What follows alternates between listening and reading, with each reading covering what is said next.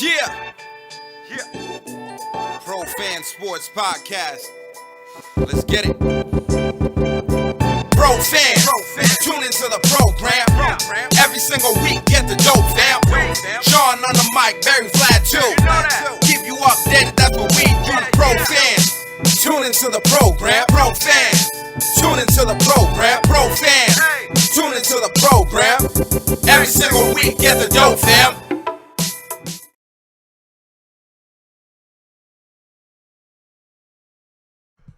Yo, what it do, everybody? It's your boy John Altidor with Pro Fan Sports Podcast, back at you with another one with my boys Vlad and Barry. What's good, fellas?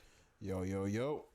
Hey, what's going on, guys? We're on to episode 27. Episode 27 of That's the right, Pro Jamal Fans. Murray.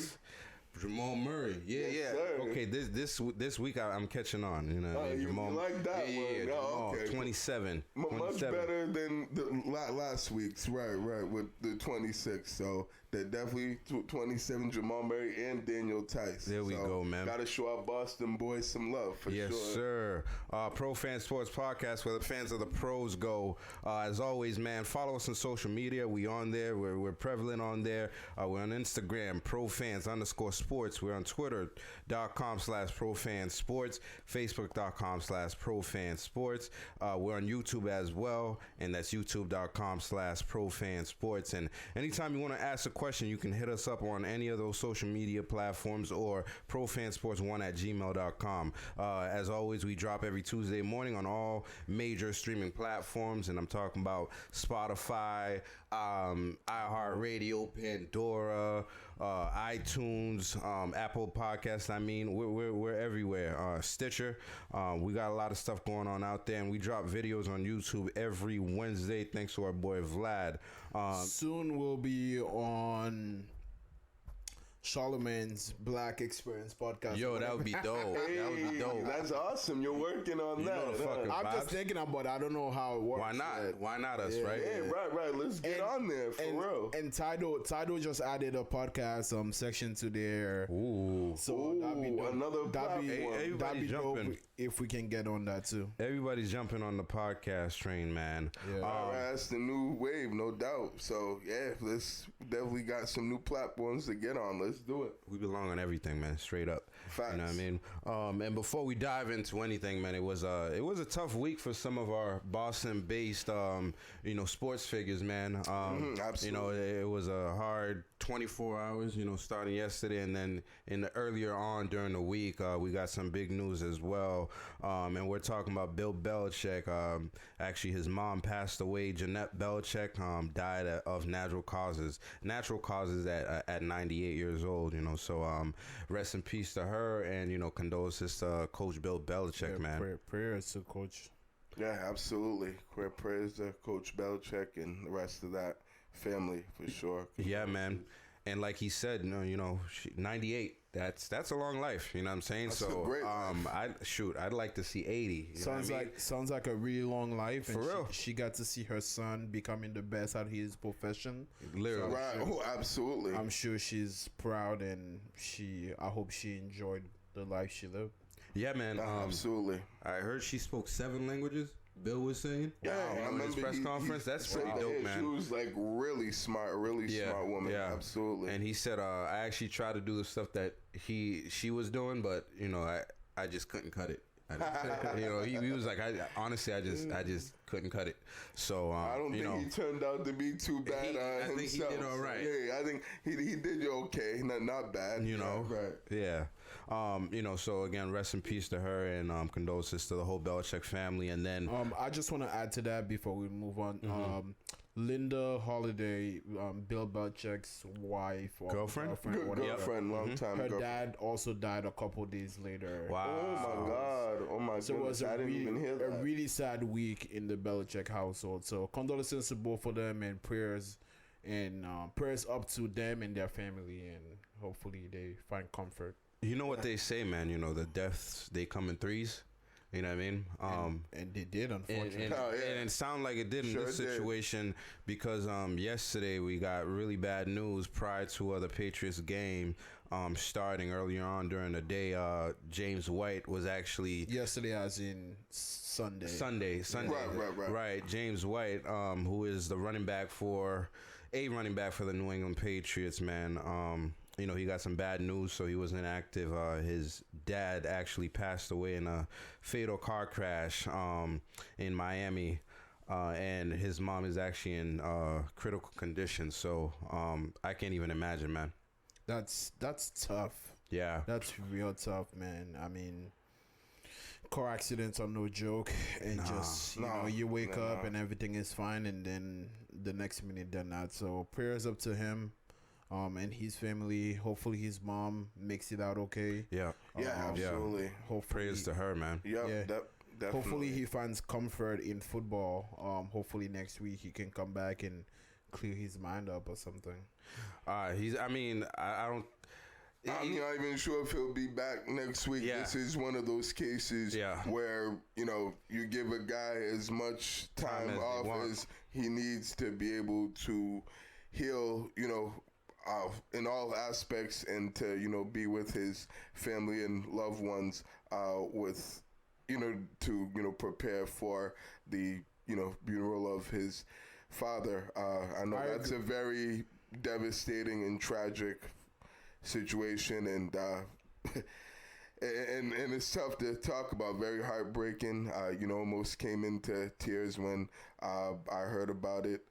You can only imagine what him and his family are going through right now with the death of James White's father and his mom being in critical condition in the hospital in the car accident. It's I'm not very saying, scary. I'm not saying he should be back. I'm saying hopefully, as many athletes do, they find comfort in coming back to the game. Getting back on the field, man. No, I hear what you're saying, Vlad. That's a fair point, definitely. I don't know. Me personally, I'm probably one of those people that don't get through that very well. You know what I'm saying? I don't think I can concentrate on, getting on the field. I think I'm very emotional in that way. I'm just like, no, forget that. There's more important things right now. But, athletes, they've been playing sports all their lives. Is that the field is where they find comfort. It's kind of like their sanctuary, kind of, if we're thinking about other guys that have had really bad deaths in their families and they continued playing, If you think about a couple years ago, Isaiah Thomas with his sister dying. He came out and he couldn't. It was really hard for him to play, but he came out and balled out. Sometimes it helps them grieve through whatever sports that they're playing. Yeah, man. That was hard, man. I mean, Barry was just saying he almost got brought to tears. That one right there was just like, yo, you could see that right there, man. Man, rest in peace to China, man. That's his sister. That was extremely emotional, and I think I actually went to that game as well. I believe it was game 1 of that playoff series or something like that, and I actually was there with my boy DJ B Dog, and Isaiah played his heart out and left it all on the court. So that was a special moment in that point in time, when Isaiah Thomas was here, and I was blessed and lucky to be able to be at the Garden and to witness that, because I can only imagine how hard it is to be able to play, with someone you're close to, and and a sibling passing away in a tragedy like that. I definitely agree, Barry, man. That definitely was hard. So, again, rest in peace to the Whites. His father. Hopefully James White is staying strong, and as much as we'd love to see him on the field, this week coming up, we know there's bigger things than sports out there. Let's get into some more. Not to downplay what happened, but let's get into some more positive or some lighter stuff. Let's you know what I mean? Sports. That's right. So NBA. Obviously, NBA is, at a big point right now. It's the NBA playoffs, Western and Eastern Conference Finals right now. I think prior to this episode, we saw the Lakers taking on who they take, not the Lakers, the Nuggets, going against the Clippers, and the Nuggets actually made it, man. It was unbelievable comebacks by Denver in both series against Utah, and then they did it against the Clippers, who a lot of people were taking to go in the finals. I picked the Clippers to go in the finals, so I was shocked. It was a gutless series by the Clippers. They did not have any guts in game 4, 5, or 6. 4, 5, 6, or 7. Is it 4? No. Yeah, game 5, 6, and 7. And they were up by 16 points in most of those games, and they let Denver come back. Doc Rivers couldn't get his guys to finish games and to close out the series. PG-13 just, he wasn't playoff P. More like playoff puke. Pandemic P. Yeah, he was hit, or way off P. He was hitting the side of the backboard. I don't want to stay too long on this, but it was very disappointing. I was rooting for the Clippers to make it to the finals, so it actually, when I saw them losing, it actually hurt me. I couldn't believe that they were losing. And people talked about maybe firing Doc Rivers, and I cannot disagree with that. Maybe he does need to get fired. He's lost too many 3-1 lead.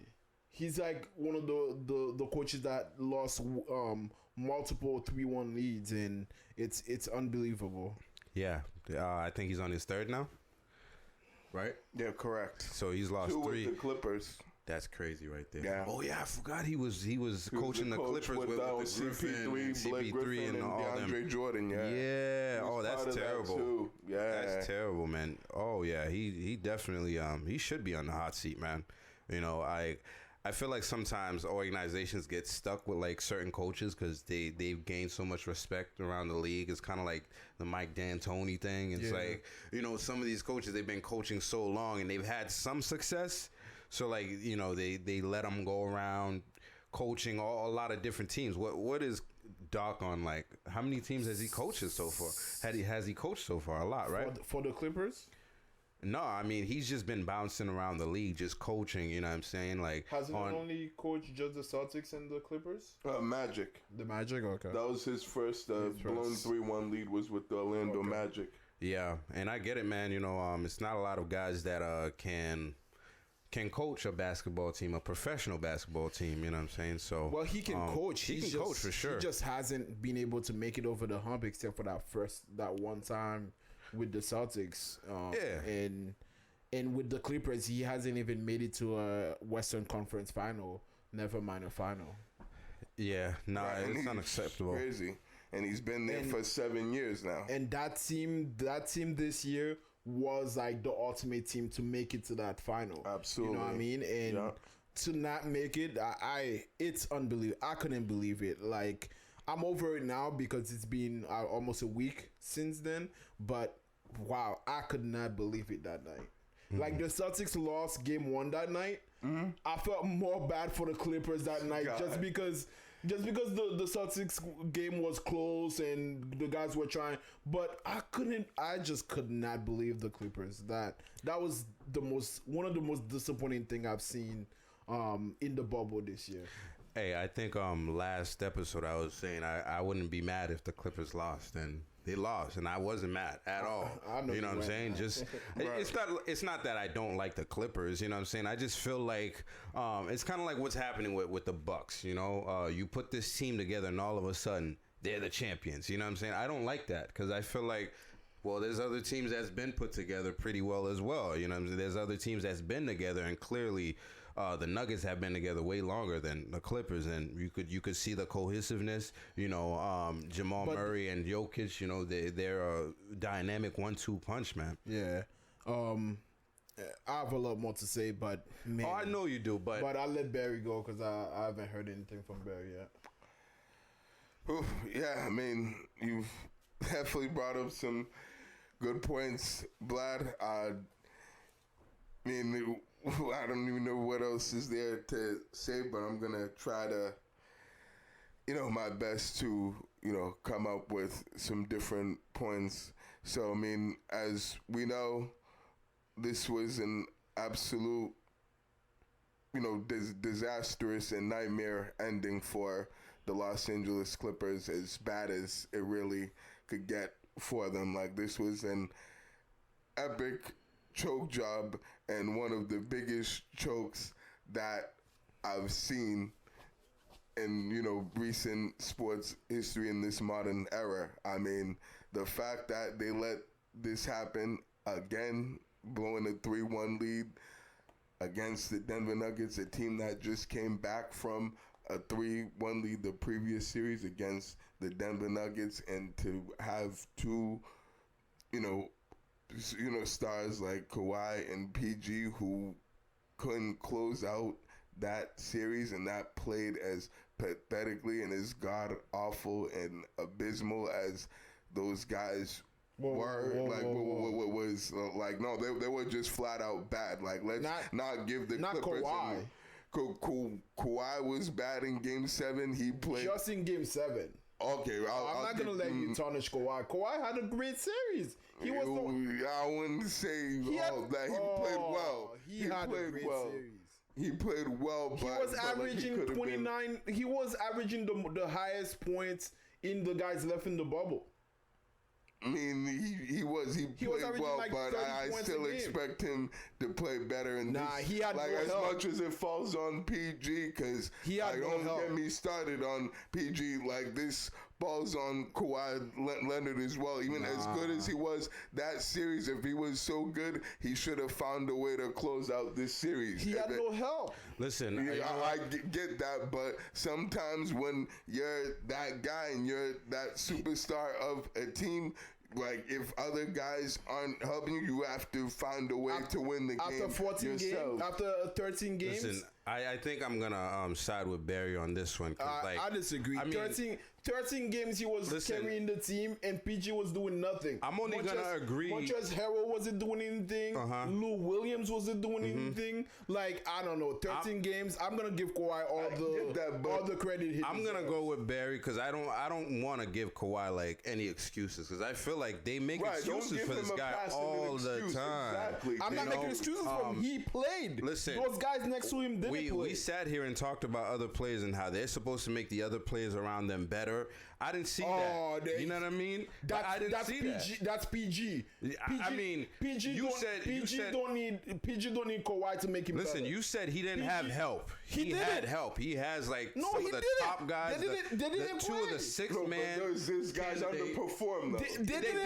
But I'm just saying, don't say he didn't have help, because these guys could carrying the start team on by other himself. teams. They could be the star on other teams. So like, and exactly that's my point. That's the only way. How you have guys that are supposed to be stars on another team, and you want me to hold your hand? Exactly. I agree with that. You can score 40 points by yourself, and now you want me to hold your hand? What am I gonna do with that? I agree with that. If you were like an up and coming player or something, okay, let me. Like Jimmy Butler's doing.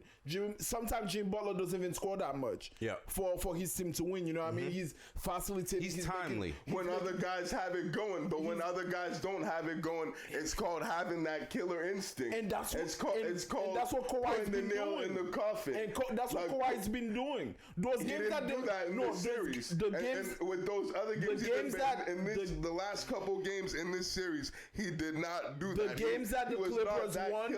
The games that the Clippers won, he played hard. I don't know, man. I mean, I'm just not in the business of giving Kawhi excuses. That's it. You're right.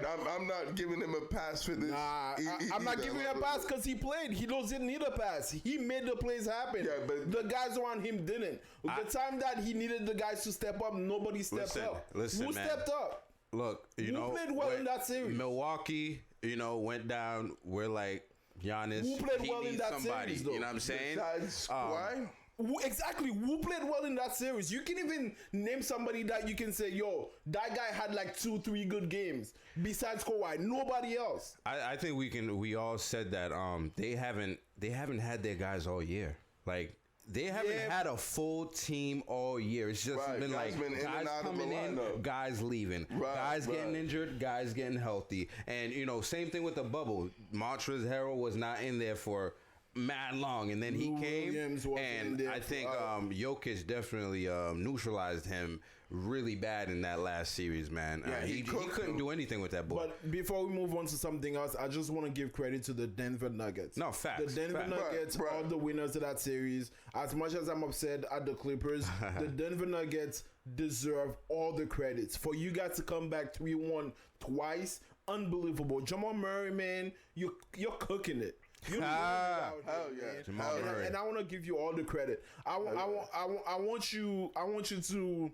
have that same energy against the Lakers, but I'm gonna give you the credit for what you did against Utah and what you did against the Clippers, man. Unbelievable. For sure. Him and Jokic balled out too and was cooking that series. They couldn't stop Jokic. Jokic absolutely took over and dominated, as well as Jamal Murray. So definitely shout out to those guys, because as much as the Clippers imploded and collapsed, those guys did their thing and they took the series, and they wanted it more than the Clippers at the end of the day, and that's what it came down to. Absolutely. But it's a shame on the Clippers and absolutely disgraceful what they put on. A team with that much talent shouldn't perform that badly in the playoffs, and that's why I'm not giving any of those guys a pass. So that's what it is, and and that's what we'll see what happens with the Clippers next year, and moving forward, what they decide to do with that team,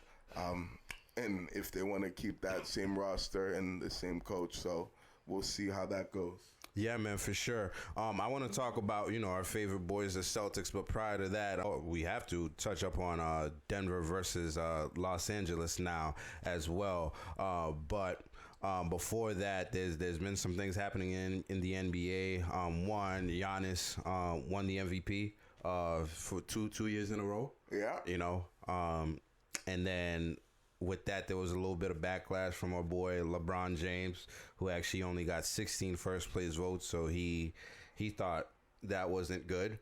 And the NBA did come out with the all NBA team. So I want to definitely get you guys' help on listing these guys right now. So I'll take the first team. Vlad, you'll take the second team. And Barry, you'll take the third team. So for the 2020 for all NBA first team, the MVP, Giannis, is in there as the forward. LeBron James is in there, runner-up for the MVP. James Harden as a guard. Anthony Davis as the center. And then Luka Doncic, which is freaking amazing that Luka's on here, man. Only in his, second year in the league? Yeah, year two. That's crazy, man. He's already first-team All-NBA. Yep. Yeah, he now goes to show how great of a player he is. Facts. Vlad? All NBA second team, we have Kawhi Leonard. Your favorite. Speaking of Kawhi, Nikola Jokic, Damian Lillard, Chris Paul, and Pascal Siakam. Yes, I didn't agree with the Pascal Siakam one. Yeah, me either. Right. I would have had him on the third team instead of the second, but I mean, he's deserving at least be on one of those top three teams. So.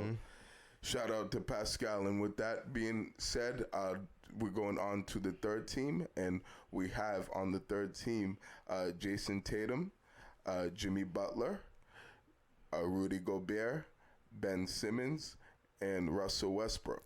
Yeah, I didn't agree with Russell Westbrook being on there either, because I don't know what's up with Russell. Yeah, I mean, he had a good regular season, but you're right. They could have had someone else on there. Like Bradley Beal? Exactly. Thank you. Right. Yeah. Or Devin Booker. But come on, Bradley Beal. I would have given it to Bradley Beal in my opinion. No, definitely. Bradley Beal without question should be on the third team. I would totally agree with that. It's asinine that they didn't have this guy on any of the teams, and he was one of the top scorers in the league the whole regular season. I know this guy absolutely was cooking and getting buckets all year long. Yeah, man. And the NBA also actually released a NBA All-Rookie team. And for the first team, we got Ja Morant from Memphis, who's also the Rookie of the Year, as we let you guys know in one of our previous shows. And then one guy that I'm definitely I admire that because he went undrafted and he's already made the first team, which is Kendrick Nunn, guard for Miami Heat.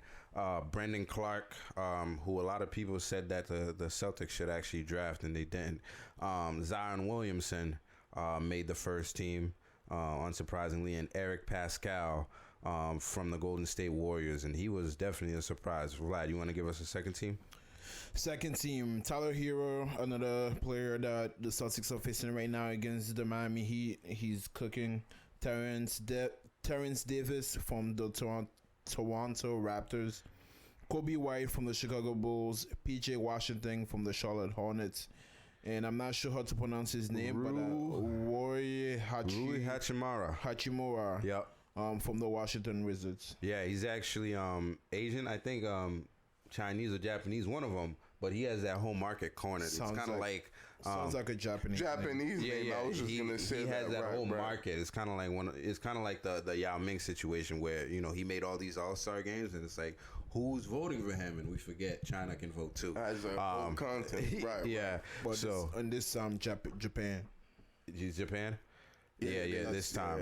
Yeah, but let's get into some of the the playoffs, the Eastern Conference Finals and the Western Conference Finals. Let's start off with the Western Conference Finals, where we got the Lakers versus Denver Nuggets, and the Lakers are now up 2-0. Last night they took a nail biter at the end by Anthony Davis. He hit a 3-pointer at the last second there and screamed Kobe while he did it. And that was awesome.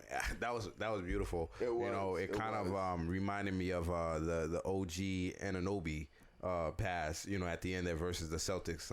The last series we had. That was better. It was definitely better. It was definitely better. Shot was much better. It was definitely better. Oh yeah. Wait. You mean Anunoby's shot was better?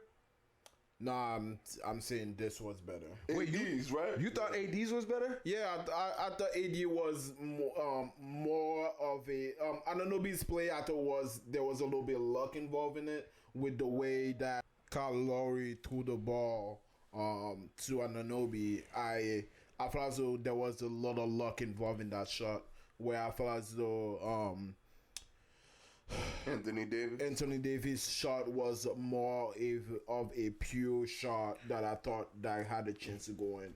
Like Anunoby's shot, I was like, it might bounce off the rim, which it didn't, unfortunately, in both our hearts.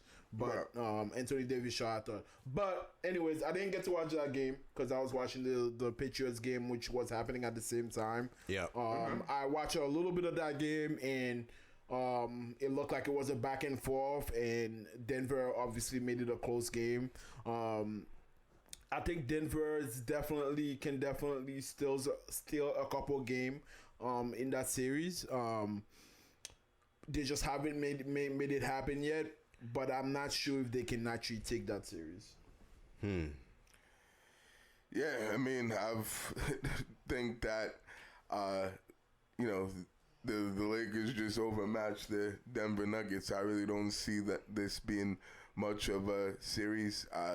Denver's, in game 2, I thought they played better than they did in game 1, and they, tried to come back and win that. I know they came back from a big double-digit deficit in that game to cut the lead down to one possession and eventually take the lead before Anthony Davis hit the game winner at the buzzer.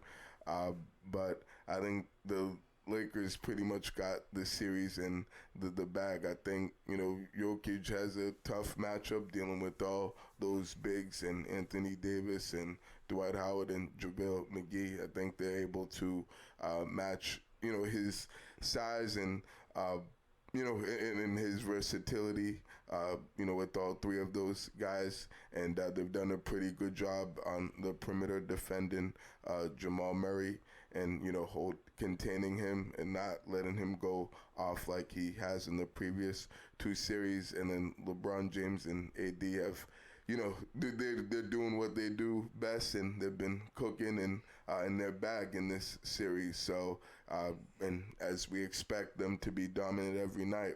So I think, this series is probably going to go 5 games, may even be a sweep. I wouldn't be surprised if the Lakers sweep these guys, but I don't see it going any more than 5 games, to be honest. Yeah, I'd agree with that right there, man. I mean, I hope it becomes a series somehow. And I hope so too. Yeah, like you said, though, I just think the Nuggets are just overmatched with, how big the Lakers are, man, and they're no slouches defensively either. You right, know what all I'm saying? those So, bigs can defend. Absolutely. I think they're definitely committed to what they're trying to do. I think the whole team is committed, and I think they see that out of all the teams that are out there, they're probably the strongest team left in the playoffs. Oh, yeah, no doubt, based off of their depth, their starters, LeBron and AD. I mean, first team, all NBA this year. First named, teammates right. to do that in a long time. So, I thought the Nuggets could have taken it last night, but as you can see, the Lakers stay engaged. They're nothing like the Clippers, man. And they stay engaged on the defensive end. And Rondo's has been a really big playoff key for Rondo, them, man. Has back. Oh yeah. And during the playoffs, you can tell like how brilliant Rondo is. Based on like his passing, his IQ, setting up the team. And you can see like LeBron was handling the ball the last couple of series that they had. Rondo wasn't there, and the offense wasn't flowing like it is now. Now LeBron can be off the ball, and he's dangerous when he's doing that, when he's cutting, when he's doing certain things. Right. A lot of times LeBron is ball dominant, but he doesn't have to be. That's why he's one of the greatest playing out there. He could do anything on the court. So, I mean, hopefully we get at least 6 games out of this series, but I don't see that happening, man. Yeah, I'm not gonna write Denver off. I'm not gonna write them off either, just because they've proved us wrong twice already. Yeah. And I hope they do it again, but it's not looking quite good for them yet. Yeah, those Cinderella stories that usually happens. This is like the roadblock. It's like, shut up. Right, right. They think that's a good point. They think the Lakers definitely would be that roadblock, and they're a different beast than those other 2 teams. Even though they were good, those other 2 teams that they played without question. But right. The Lakers are on a different level, and you can see how locked in those guys are. And I doubt that would happen in this series, but you never know. Like, I didn't think it could happen in either one of those previous series, and look what happened. So, in fact, to underestimate Denver, and it's not over until it's over. Yeah, and I think LeBron wants to get rid of these guys and get to the finals as quick as possible. Just he said it the other day. I'm mad, man. He's angry. He's motivated. He's motivated and he's angry. And hey, good luck to them. But let's talk about our boys now, who unfortunately have started the Eastern Conference on a struggle, man. So the Celtics right now, they are down 2-1 to the Miami Heat. But you would hear that and think that, they're just getting like overmatched and stuff like that. But that's not the case. There's been a lot going on where they've had double-digit leads and have lost them. And I just want to know what are you guys thinking of this series so far? Who needs to step up and who you think is, well, I think we talked about who the X factor is going to be. Maybe something that surprised you in this series. And basically whatever other comment that you have based on this series. I mean, I said it last week. Mm-hmm. The Heat want this more. The Heat plays harder. They're tougher. They're more resilient than the Celtics. And my warning last week before the series started was that Eric Spoelstra can coach his way around Brad Stevens, and it's up to Brad Stevens to prove me wrong in the series, and he has not done that. And what you think? Spoelstra is coaching around Brad Stevens right now? Yeah, on 10 times over. Okay. If you look at the zone defense that Spoelstra has been putting out there, every time he puts it out there, the Celtics are hesitating. They are hesitating to attack it until Game 3. Yep. Game 3, They did a good job of finally attacking it, finally not hesitating. Jalen Brown really attacking it. Even Kemba was attacking it. Tatum was attacking it, and also Brad Stevens finally put somebody in the middle of the zone to either bounce the ball, the pass out to the top of the key, or turn around, attack the rim, and he finally did something about it. But game 1 and 2, oh man, was that frustrating. Every time the Celtics had the ball on offense, they set up a screen at the top of the key, and then after that they were just passing the ball around. Nobody was attacking. Everybody was scared to shoot. They were shooting the ball maybe 2-3 seconds left of the clock because they couldn't find a play. It's almost like there was no offense. It was unbelievable. It bothered. I didn't know what to think, and I was like, this is what I was talking about. Brad Stevens was not coaching those guys around the zone. They couldn't hit the zone. They couldn't figure out themselves against the zone. And every time he took a timeout, the team comes out. It was the same thing. It was unbelievable. Right. Finally, game 3. Game 3 was different, but not better. I'm sorry, not that much better. We almost lost that lead again, and that's a credit to the resiliency of the Heat. They fight till the last minute of the game. The Celtics have been leading by 16 points, I think, in the first game. 12 points was it in the first game, and then it was like 14 points in the first game, and then 17 points the second game. Yeah, and they gave up both of those leads. And you want to give them credit, but I can't when you're losing the game at the end of the day, and you're not playing well. You're not playing great defense on the fast break. Yeah. You're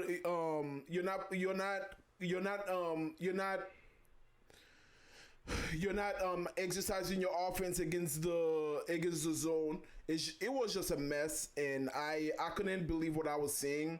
When the Heat were playing man, it was a different story. But once they didn't want us to score, we won't score for like 5 minutes. Yeah.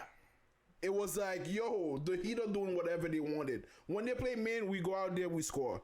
And then they say, okay, let's start playing zone again, and then we don't score for 5 minutes. It was like the Heat was dictating the game, and Spoelstra was coaching his way around Brad Stevens for those first 2 games. Finally, he managed to find a way around it in the third game, but that resiliency, that finishing the game, if Brad Stevens cannot find a way to get those guys to finish those games, to actually win those games, man, it's not gonna be that long of a series. Yeah, I mean, you brought up some really good, points about how this series is gone, and I'm definitely with you on that. It's been an absolutely disappointing and frustrating series for the Celtics to this point. I haven't been impressed with the way they've played, with the exception of Game 3. I thought that this team is certainly would play much better and be able to close out games better, and they haven't done that. They've taken their foot off the gas way too many times.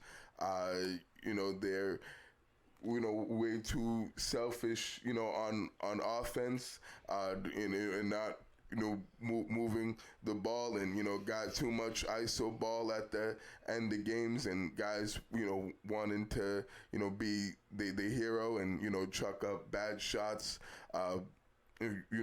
and dribble the ball for too long. Yeah, and dribbling the ball for too long, playing too much isolation ball, and not really making the Miami Heat work on the defensive end. And the turnovers were unbelievable, like way too sloppy, way too many turnovers. I know in Game 2 they had 20 turnovers, and I think Miami got like 30 points or something like that off those turnovers. So that was pretty much the game right there. And a lot of those points were in transition because when they turned the ball over, they were putting themselves in bad situations where Miami was able to get out on the fast break and get easy baskets from, forcing the turnovers when they had the zone. So we're not able to take care of the ball, really bit them in the ass, in the first couple games, and that's why they were pretty much blowing those, big leads that they had. So certainly was pretty pissed off as far as how they played in the first two games, and I'm glad that Marcus Smart did what he did at the end of game two, because somebody needed to say something and light a fire under their asses and get that team going. Because there was just, particularly at the end of the games, no sense of urgency, and guys were too lackadaisical, and they felt like they got too comfortable out there. So, glad that incident happened, and it looked like they came out with a different mentality and a different mindset in game three, and they were much more aggressive, attacking the paint right from the start, right from the first few possessions. You knew that they were, getting right to the basket, and Fondo, finally, started doing what they were supposed to be doing and playing Celtics basketball, and getting 60 points in the paint, was big, and they were able to set that tone early and often and let the Heat know that this is how we're going to play tonight. Regardless of Bam Adebayo being down there protecting the rim, we're going to go right to the basket, and whether you play man or zone, we're going to continue to attack the rim and attack the paint. So I think they did a much better job of that in game three, and definitely Hayward coming back in game three was big for them. They needed him back. This team needed another playmaker and another scorer and another, guy that can make shots and make plays for others. So his presence was certainly missed, and was great to see him out there, and he played pretty well and looked pretty good in the minutes that he was. He played 31 minutes, and didn't have the best numbers, but if you watch the game, you knew how much of an impact he had, on both ends of the floor, particularly when they ran that zone. Having him out there, I felt like was, big for them to be able to, to beat the zone and to, and to be much more effective when they did decide to go, on that with that zone defense. So I'm glad that, we saw what we saw from the Celtics in game three, and hopefully that continues moving forward for the rest of the series, because that's how they're going to have to play, in game four, especially because they definitely need to win game four, else they're not winning this series. Simple as that. So, we'll see how that goes on Wednesday night. And it's going to have to be the same thing that they did in game three. Yeah, I agree with a lot of stuff that you guys are saying. I think, the NBA is definitely like a copycat league, so to speak, where, I think Eric Spoelstra is definitely a good coach, but I don't think he's coaching, around Brad Stevens whatsoever. I think Eric Spoelstra, knows how to scout, and if you're thinking back to, to the Milwaukee series, what they do, they pretty much went at Giannis and neutralized him. They didn't neutralize him, but most of their attention was on him, and I think he got that blueprint from the Toronto Raptors. And with the Celtics, he's doing the same shit. He got the whole zone shit from Nick Nurse. So shout out to Nick Nurse, because he's somebody that doesn't try. I mean, that isn't scared to try everything. You know what I'm saying? Like, he's fucking annoying as hell. You know what I'm saying? Right. But at the same time, he's gonna try multiple stuff to like get his team going. And one of the things he did was put his team in a zone, and he definitely figured something out there, because Kemba wasn't able to do shit. You know what I'm saying? They couldn't hide him. They were coming at him pretty much every other, possession down the stretch. He's a defensive liability, and I think Eric Spoelstra definitely took that and incorporated to his team, because they're not a zone heavy team, and obviously we've seen in the last few. No, not prior to that. They are. They talk about it all the time. They play the zone most of the year. Like, they perfected that zone. From what I've seen, the Toronto Raptors are the ones that's perfected that. They were talking about the Heat playing the zone most of the year, and them being comfortable in that zone, and them playing that zone, making it part of their identity. I've heard they were comfortable in it, but I didn't think it was their specialty. They play a lot of zone. They play even more zone than Toronto. Yeah, they play. That's a good point by Vlad. I agree with him on that. They didn't play. I don't think they played like that against Miami, did they? Because I don't think they went into that set against Milwaukee zone, like that. They played some zone, but it wasn't as heavy as they are using against the Celtics. And I feel I'm telling you, the zone has been. No, I'm not saying you're wrong. I'm just saying has been Miami's thing all year.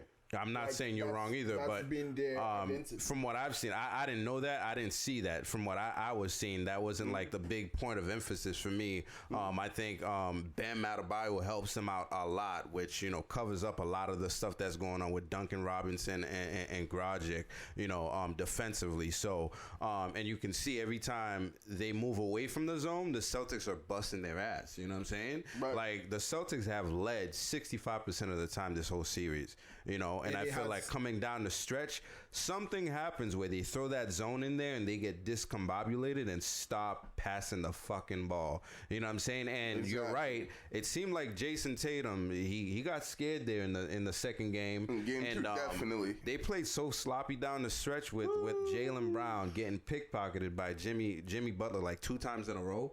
And I think that was one of the big things Marcus Smart was like really upset about. It's like you guys are back on that bullshit. You know what I'm saying? It's like, what are we doing? And I, like you said, man, I'm definitely really happy that he had that outburst and to kind of like embarrass them a little bit. It's like, honestly, I feel like the Celtics have the better team. If you're looking at it, they have the better team. They do, and I feel like more talented. Oh yeah, what Brad was doing was working, but as soon as they throw that zone in there, or they go heavy on that, the offense stagnates. And Brad wasn't coaching around that. And I don't know if he wasn't coaching around that. I mean, the guys. No, I get what you're saying. I don't know if he wasn't coaching around that, or if he didn't have the right players. Because I feel like the Miami bench is a lot better than the Celtics bench, and Hayward coming back neutralized a lot of that shit. So my take on that is, I don't think we need. So this is the way I feel about Hayward coming back. I love Hayward coming back. I think it's gonna help us. He's a ex All-Star. There's no way I cannot say that Hayward cannot help us win a championship. Yeah. Having Hayward 100% help us. Did we need Hayward to beat the Heat? Yes. I think we need Hayward to beat the Heat. Yes, we do. Hold up. Hold up. Go ahead, Vlad. I don't think so. Because those first 2 games, we could have won both of those games. Yeah. No, we could have won both of those games. That's a fair point. And the only reason why we didn't win both of those games is because we stopped playing. We couldn't play around the fucking zone, and Brad Stevens weren't getting those guys ready to play against the zone. So, can we beat the Heat without Hayward? Yes, I believe we can. Okay. Will Hayward help us beat the Heat? Yes, I believe he will. But we could have beaten the Heat without Gordon Hayward. I'm not saying we don't need him. Yeah. Don't get me wrong. I think you make a valid point. I hear that. We do need Hayward. I think but we could have beaten the Heat. We're not playing hard enough. The Heat up, even right now, working them, we almost hustling them, but let me tell you, them, everything. We almost lost Game 3. Yeah, we did. So how would you have felt if we lost Game 3? You know what I mean? God, the series would have been over. I would have been devastated. We almost lost Game 3 after playing a really good game, but the Heat just keeps coming back. Yeah. And why do we let that happen? That's a part of our identity that Brad Stevens needs to figure out. Brad Stevens needs to figure out how to take the right time out at the right time and be like, hey, we up 12, we up 10, we up 8. There's 3 minutes left. Get ready for the run. Let's finish this game. Yeah, finish strong. Let's not dip it on fouls, or let's not let the game come. Let's not let it. I think it was a 12-point lead that came down to 4 points. Yeah. Like that in a heartbeat. And the way we lose lead in the series has been unbelievable. And that's why it's not that we don't need Gordon Hayward, but we can do it without Gordon Hayward. Like, I wanted Hayward back, but I didn't want Hayward back in the Hayward is coming to save the series. That's not what I needed. I didn't want that pressure on Hayward. When Hayward came back, I was hoping he would come back just slowly. You know what I mean? Yeah. Slowly play 10 minutes, play 20 minutes. Like, it's not like we need him to break his hand again to win. You know what I mean? Yeah. No, I think you. And I think that's problematic that we had gotten to that point. Hopefully we can.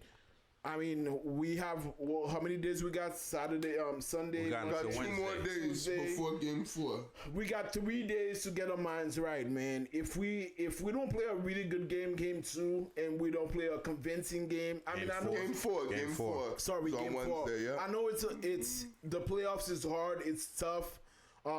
It's not often that you're always gonna get a convincing win, but you need to show me that if you're up, you're not gonna just let a 12-point lead.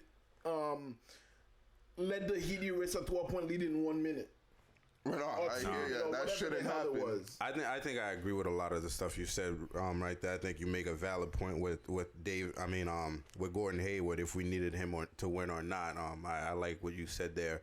Because you're right, you know, we've been busting their ass, you know, pretty much all series except the last 12 minutes of the fucking game. Which it's like it's a problem. The second half, but I think the third quarters have been an issue for this team as well as the fourth quarter. So you're right. The first half is not an issue, but the second half has been an issue, and that's why I even told you, John, and Brian, one of our other friends, who follows the podcast, that even when they had that big lead in the third quarter, I was still nervous as hell and didn't feel comfortable because of what had transpired in games 1 and games 2 with taking their foot off the gas and losing focus and playing the score instead of just continuing to play the game and do the things that you're doing well that got you that lead. So they need to definitely do a much better job of that in Game 4 and for the rest of this series if they're actually going to be able to get past the Heat and get to the NBA Finals. Yeah, I think lastly, what Gordon Hayward does, because we're questioning the zone and how that's happening, but I think he definitely brings a calming presence, when they do hit the zones. If you, for example, the pass he hit with Daniel Tice, right in the middle of that shit, boom, you know what I mean? You know what I'm saying? Oh, yeah. So I feel like he's definitely our best passer, and he brings a calming presence, and I like the fact that he can handle the ball at the end of the games, and take Walker off of there and do what he has to do, and he can guard Bam Adebayo. You know what I'm saying? Better than Tice can. You know what I'm saying? He's actually the same height. Which that's 6'8". They're the same height. I just noticed that too. I just seen that. Yeah, I don't know. That is crazy. He probably had one of the most impactful 6-point games, he's had, in a Celtics uniform, you know what I'm saying? And hopefully he can continue. I'm glad they do have the brace so that, he could work on his ankle and stuff like that. But what do you guys think about Game 4? Do you guys think we can take Game 4? Man, we better. It's not if we can take Game 4. It's we can take. We could have taken any game. Yeah, right. We should be 3-0 right now. To be honest, that should be 3-0 Celtics. I'm not gonna say that because we don't deserve it. No, we don't. But I'm saying the way we played, maybe Right, at least. But we shouldn't be down 2-1, that's for sure. And we can take any game we want. These are the things I think the Celtics need to do. Keep attacking the zone. Yep. Play better defense on the fast break. Yep. Keep Marcus on Gragic. Yep. Right. Keep that matchup going. Yep. And just be locked in. Don't give up those leads. 48 minutes. Exactly. Right. 48 minutes. Know the tempo of the game. Know where the game is. No letdown. Don't let down. Yeah, man, and no, you're absolutely right, Vlad. Our young stars, man, Jason and Jalen, y'all got to carry this team, and I like the way they played last game. Jason Tatum almost had a triple-double. He didn't look hesitant. The ball wasn't being dribbled. They wasn't dribbling out the clock every time. Sometimes I wish that they do that. Right. Sometimes I wish that they do that. In the last 3 minutes when Marcus Smart took that shot. That ill-advised shot and against Duncan, but Duncan sucks on defense, so he fouled him. But that could have went really bad because we were down like 4. That's true. Yeah, no, they were lucky they built him up. Right. And we would have been having a whole different conversation. Yeah, and it took, definitely. It took Marcus Smart to score the last 10 points for us to get it out of there. But on fouls. Yeah, exactly. Mostly free throws. Do you guys think that we could still win this series? Like I told you, we could have won any game. We can win the series if we do those things that we just talked about. Yes, I still believe that we can win this series, and I'm still gonna keep and stick to my initial prediction that we had when we're predicting the series last week in Celtics in 7. So I do think that they can win this series, but it's certainly not going to be easy because I'm expecting a much better Heat team come Game 4 and a much more aggressive Jimmy Butler, since he wasn't really that aggressive in Game 3s. But I think they're going to come out like really hard and come out tough like they did in the first 2 games. So the Celtics have to be ready for that and need to play with that same energy and that same intensity that they played in Game 3. And I believe if they do that, they should be able to win this series without question. I mean, you have the better team, so y'all better figure this shit out. Yeah, they better win Game 4, or else if they don't win Game 4 is a must-win. If they don't win that, then y'all can forget about the Celtics winning this series. I know Denver just came back from 2-3-1 leads, but I don't see that happening in this series if the Celtics don't win at Game 4 on Wednesday night. Nah, not with the grit of Miami, man. Right. Those guys that have that underdog mentality, and they're coming in fucking waves. And those 3-point shooters over there, they're fucking dangerous, man. Dude, Robinson, Hero, Dragic, and I like how Jaylen Brown made Jay Crowder looked. Because in the first couple of games, they made him look like he was the second coming of he was Steph Curry or something. Right. I'm like, why? Like, how?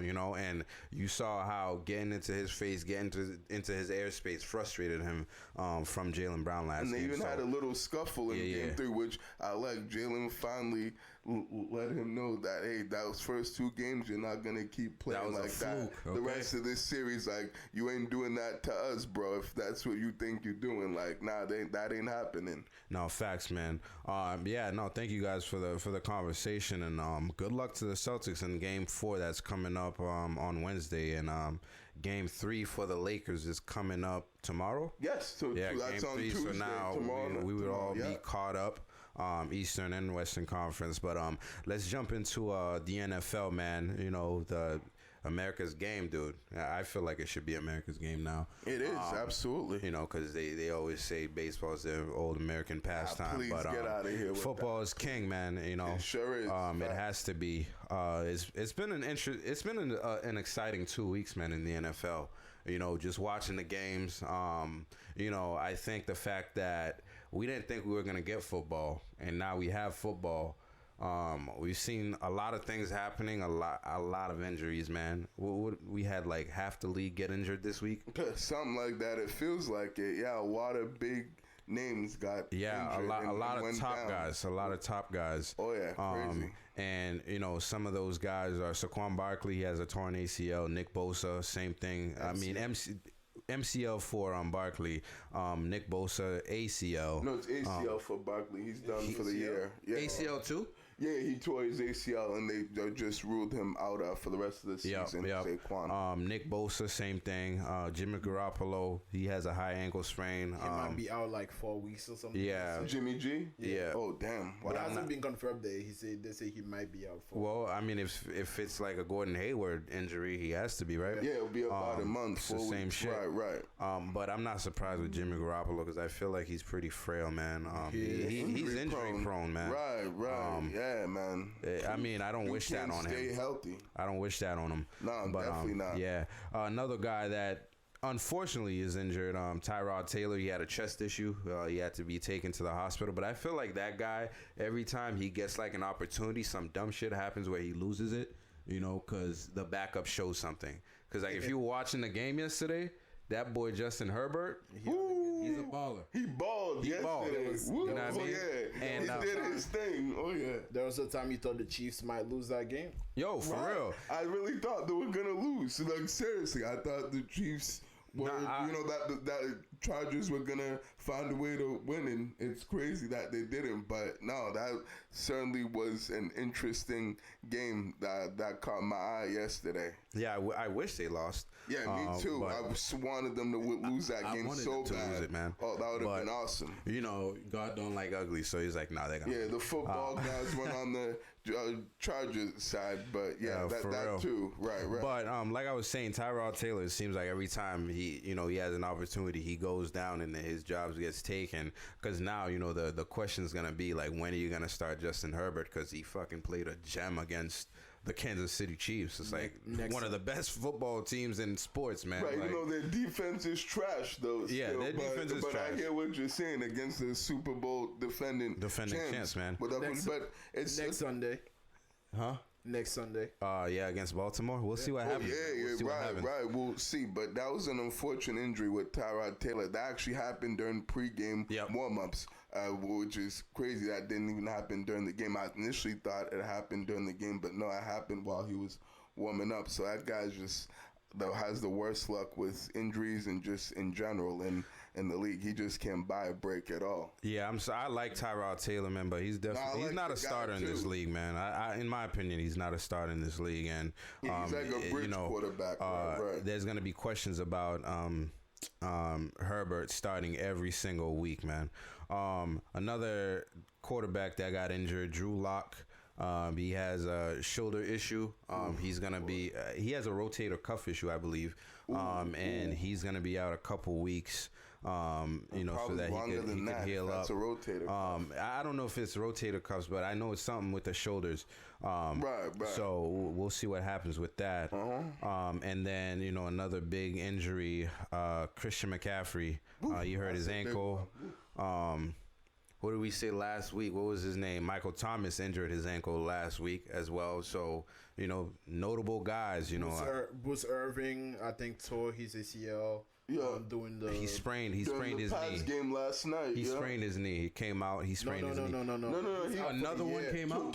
He's tore his ACL and he's done for the year as well. Oh yeah. Wow. Yeah, he just even announced it. Ian Rappaport tweeted and confirmed that, and then Bruce Irvin had tweeted on his Twitter account that, I guess I'm human after all. Wow. Yeah, pretty much confirming that, he's done for the rest of the season with that torn ACL. So, I know guys tearing their ACLs left and right, and even that receiver from the Broncos, Cortland Sutton, he also tore his ACL and is out for the rest of the season. So, I know this is crazy that all these injuries are happening, but I'm not too surprised because this is the risk that you take, and the effect of not having a preseason is that guys are, going to get injured because they hadn't played, any football in so long. And, when that happens, usually a plethora of injuries you go down like we have just seen transpire in week 2. Yeah, man. What do you guys think that is? Is it because we didn't have like a training camp? Because I don't remember all these guys going down so fast in the first couple of weeks, man. I know, there's a lot of injuries when it comes to football, but I feel like this has been pretty excessive the last couple of weeks, man. You guys think it's because we didn't have training camp or the guys didn't have enough time to train? I don't know, but I know for the 49ers game, the coach was really upset with the field conditions. Yes. Oh yeah, I did hear about that. MetLife. And I'm not sure if that's the case everywhere else. I'm not sure what's going on. It sucks, but it's crazy as well. Yeah, no, it definitely sucks, man. Yeah, it is. But no, to answer your question, I think that yes, that is affecting it, like the not having the preseason and the lack of training camp, particularly since they didn't put pads on until the end of training camp. I think that's coming back to bite these players in the ass, and why they're dropping like flies. Yeah, I think I agree, because it's like if you think about when you're playing a sport, if you don't stretch in the beginning, you know what I mean? Like, you're probably going to have some problems, cramping up and shit like that. And I feel like it's kind of like that for them, because their bodies are so used to, like, the training camp, getting ready, building up to what's going on. And even while they're building up, some guys fall out, you know what I'm saying? Injuries like, old buddy from the Broncos, the defensive end there. Von Miller, yes. Yeah. That happened in training camp, and these things happen. It sucks that it has to happen to some of the top guys, because I know some of those top guys were drafted really high in the fantasy realm. Yes, which brings us to the Pro Fan Sports Podcast Fantasy Football League, and I think we want to say shout outs to Rudy Looters, aka Black Robin Hood, Rita Fletcher, Team QDL4. Joe Mazeka, Fred Kitchens. Joey Maz, my guy. I like that. You named it Fred Kitchens. I love that name. That's awesome. Kevin Tame, Kevin freaking Tame Jr. My man. I don't know who this is, but the Bad News Bears. Do you guys know who that is? I don't either. I'm not sure who that is. Yeah, man. There's the Bad News Bears, and then the Justin team. Justin, I don't know who Justin team. Oh, that's Justin Justin Marcini. Okay, word. Shout out to him. One of my guys. No so doubt. His team is Justin M30. We got Team Kaz 289. That's my boy Andy Kazo right there. Team D's Nuts 617. And that's all we gotta say about that. That's the funniest name I would say. Team Kimberly, which is Kimberly Ramreka. She's actually all the way in Toronto, man, and Ontario, big shout outs man. to her. Big shout outs to her. Huge Pats fan as well. So that's my homegirl right there. Yeah, Wild Card Champ 34. Don't know who that is. Don't know the name. Bobby Ritz, Team Ritz Bobby. And then Jamari Jones, Team Black on Black. So shout outs to you guys for signing up for the Fantasy League, and good luck to all you guys. I just want to give an update on how those guys are doing. Mm-hmm. So last week, Black Robin Hood played Team QDL4. Black Robin Hood won 135. Okay, Rudy. To 103. Freddie Kitchens played Kevin Effin Team Jr. Freddie Kitchens won 122 to 101. Okay, Joey Maz, I see you. Bad News Bears played Team Justin M30. Team Justin M30 won 155 to 148. Team Kaz played Team D's Nuts. Team Kaz won 158 to 138. Kimberly played Wildcard Champs. Kimberly won 141 to 127. Okay, Kimberly. All right. Team Reed's Bobby played Team Black on Black. Team Black on Black won 148 to 121. So congrats to the guys that won. I'm not sure if I'm gonna be listing all the games every week, but just wanted to do it for maybe every couple of weeks. Right. Every other week, right? Because you guys are in the league, so you know who's leading. So congrats to the guys that are leading now, and good luck to everybody else. I like the league a lot. You guys are very competitive, so let's keep it going. Yeah, man. Yeah, that's awesome. For anybody that didn't get to join the league this year, there will be an opportunity to join the league every year. This year, the prize is $75 worth of Pro Fan Sports merch. Yeah, that's right. Every year, the prize will change, and it should get better and bigger. So if you want to participate in the Pro Fan Sports Podcast Fantasy Football League, just email us and let us know. It's free to join, and you win a prize. So free, no money down. Yeah, prize is guaranteed. Zero. All you gotta do though is you gotta support us. You gotta listen to our podcast. Yes. You gotta follow us on social media. Right. Follow us on social media and listen to our podcast. That's it. Exactly. That's all we ask. We don't ask for much. That's pretty easy criteria. But with that in mind, I think we wanted to do a little fantasy segment where we do a start bench waiver wire pickup and stuff like that. Did you guys have any names that you guys who do you guys think you should be started this week? I don't this week, so I'll let you guys go. For this week's fantasy segment, person that think should start is Joe Burrow. Joe Burrow. Who they playing? This was based on last week's game. They played the Browns last week, so that's why I would have started him in that game, and he did pretty well. And then bench, I would say Carson Wentz, but bench. He hadn't played well, and I didn't think that was that good of a matchup. Coming into this week, this past week, so I'm not surprised that he didn't play well once again. And I even heard that he got booed in an empty stadium, which is insane to say the least. But nonetheless, sleeper, I was actually going to have as a sleeper J.J. Taylor. Ooh. Okay. Yeah, even though he really wasn't much of a factor, I thought, with the Pats not having James White in there, he would have gotten some carries and would have been more involved in the offense and got more opportunities. But unfortunately, that didn't happen. But I still think that will happen moving forward. He'll get his chances when they come. So we'll see when that happens. And then the waiver wire pickup, I would say Jonathan Taylor from the Indianapolis Colts. If he's still available, because I don't think he's available anymore at this point. That's true. He isn't available, but if he is, I would certainly go out there and and pick him up without question. Another probably good waiver wire pickup would be Justin Herbert. For sure. So with the Tyrod Taylor injury, so that's another guy worth picking up in your leagues if he's available. Yeah, for sure. For me, who I'm gonna say is a start this week. I'm glad I'm able to actually say that. And when I didn't draft this guy, because like the rest of the league, I was a little skeptical, based on like health and stuff like that. But Cam Newton, the guy, he's been ripping. He's been ripping it, man, for the last couple weeks. If he's not throwing touchdowns, he's running them in. At least two the last couple of weeks. And last night, what he throw for 397 yards and scored 2 touchdowns. They're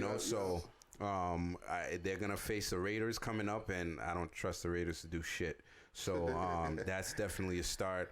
A sit is Kirk Cousins. He sucks. Yes. Okay, he hasn't been doing shit, and I know that because I had him as a starter, and he gave me fucking 6 points. You really started Kirk Cousins? You didn't know he was trash? It's a 2 quarterback league, so I started Kirk Cousins as my second quarterback. Just to get the points, and I mean it makes sense because he has nobody. You know what I'm saying? Like the guy they lost, Diggs. Diggs. He had more reception yards than they threw.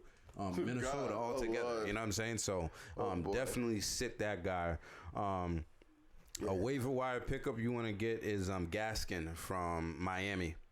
Because, the guy that they have, who they got? O.J. Howard? Something like that? No, Jordan Howard. Jordan Howard, yes. He's not doing what he needs to do in Gaskin. Yeah, he's been trash. Yeah, right. He's been getting the bulk of the playing time. And also you might want to pick up Edmonds from Arizona. He's been doing his thing. But they got Kenyon Drake though, but I heard he hasn't been doing. He hasn't been What's doing up shit. with him? I don't know. That's crazy. But Edmonds has been doing all right. You know, if he hasn't been picked up yet, Zach Moss that's another one from Buffalo, from the Bills. Yep. You know, as the year goes on, I think he's just gonna get more and more carries, and I don't think what's his name, Singletary, is gonna do much to actually stop that. So I'm that's what I got. That. And a sleeper for you, I would go with even though I don't trust anybody in the Patriots running back core, because we see what they do. It's by committee. You know, like everybody's gonna get their touches. So but I would pick up Damian Harris because Sony Michel sucks. Okay, and I would, you know, I mean, I love Sony. He's Haitian. You know, we say that shit all the time. But like, business is business. And yesterday, what he averaged, he averaged nothing. He had like 19 yards on 7 carries or something like that. Pathetic. That's you know, that's unacceptable. You know what I'm saying? Like and the line has been playing well too. You know, I think the big excuse for him has been the line. He needs a line to actually do his thing. We have a good line this year. Absolutely. You know what I'm saying? So you should be getting, like, Cam had no help yesterday. All right, when it came to the running game at all. So nothing. Couldn't get anything. I would pick up Damian Harris and stash him because next week is going to be the last week he's going to be on injured reserve. He comes back. Missed the first 3 weeks, so he'll be back the following. Yep. And from what I was hearing all off season, he was the guy out there. He had a really good camp. Yeah. I expect him to come in and take the job right away because Sony Michel hasn't done shit to actually solidify himself as the starter this year, and I think he might still be, you know, dealing with some stuff. So that's gonna be my start, bench, and sleeper and waiver wire pickup for the week. So that's it for the fantasy segment. We'll try to get, you know, into the fantasy stuff.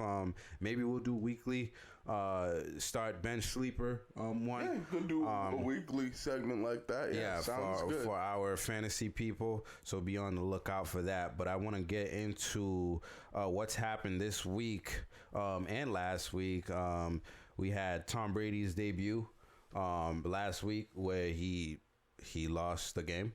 And this week where he faced the Carolina Panthers and they won the game. So Brady is 1-1 right now.